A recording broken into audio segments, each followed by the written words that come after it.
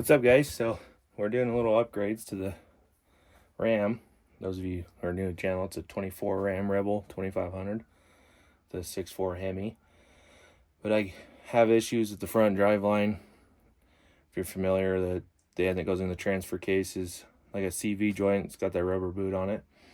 I keep tearing it off-roading, and I'm tired of dealing with the warranty and the dealership headaches with it. So I ordered a new drive line from Adam's Driveshaft, and it just came in today, so I'll show you the unboxing part and get into the install of it.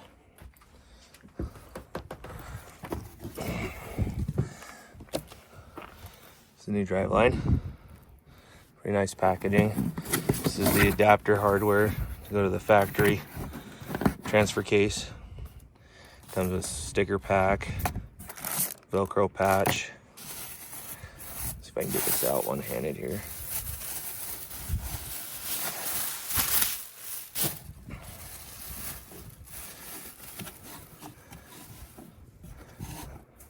They sent me one of their shirts.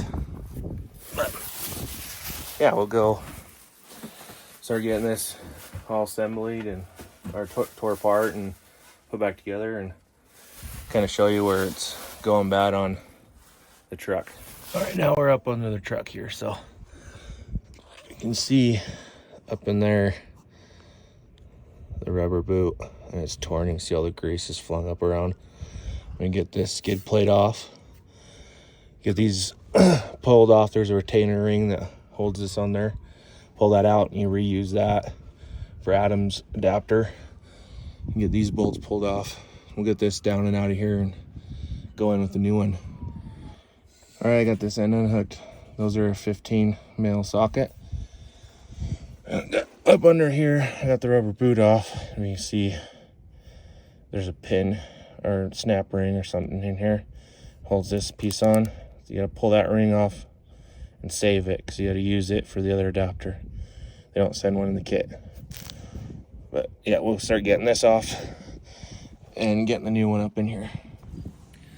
Well, it's kicked my butt. A little dirty. But we've got it on somewhat. I'm tightening bolts still, but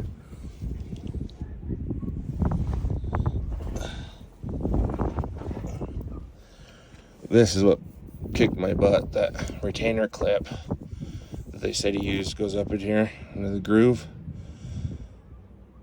For some reason with it and this, it was really hard to slide down the sleeve, so we had to kind of beat on it with a hammer to get it to go in and then clip into its spot it's supposed to. But it's got the double cardan in it. It's supposed to be more robust, better for off-roading, which is what I do a lot with this. But yeah, we're gonna finish buttoning this up, take her for a test spin, and then check to see if anything came loose.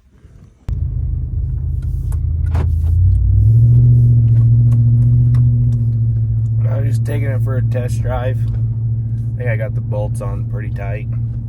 Gonna paint marker them and see if they start loosening them up, whatnot. But the transmission side's pretty hard to get to. We're running through its paces. Do a little 4-low, 4-wheel drive, and turn around. I got a rock driveway, so I just made some turns around in that area, so I didn't bind up too hard on the pavement.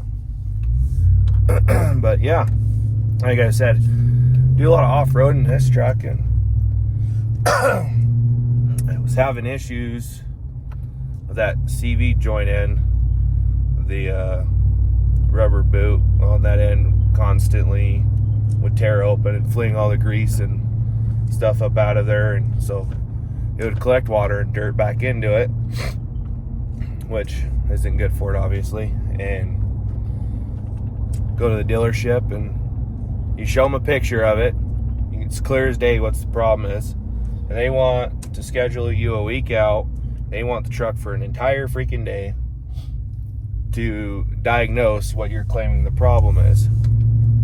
Well, why do they need to diagnose that for a whole day when you can visually see it? You show them a picture, and that's the problem. Just order the damn part and fix it. So I got sick of that BS and got contacted Adams and made sure the fitment would work for my trucks. It's a 24. I'm not too sure if they made any changes from the 23 and 24, but I imagine not. But it worked, so they shipped it out.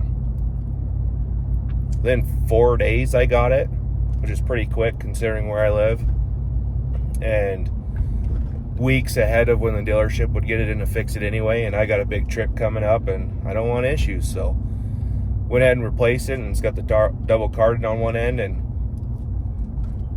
greasable joints and whatnot, so I could service it and replace it and fix stuff you can't do with a factory one. And I know up here the dealership told me it's $1,400 to buy and replace that factory driveline.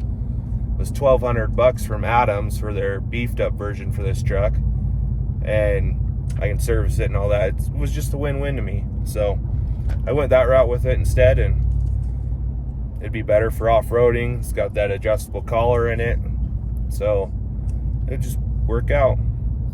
But just a little cruise, 4-wheel drive, see if to get any movement out of those bolts. But anyway, yeah, that's where we're at today. So, but like I said, we got here in a couple weeks, got a big trip coming up.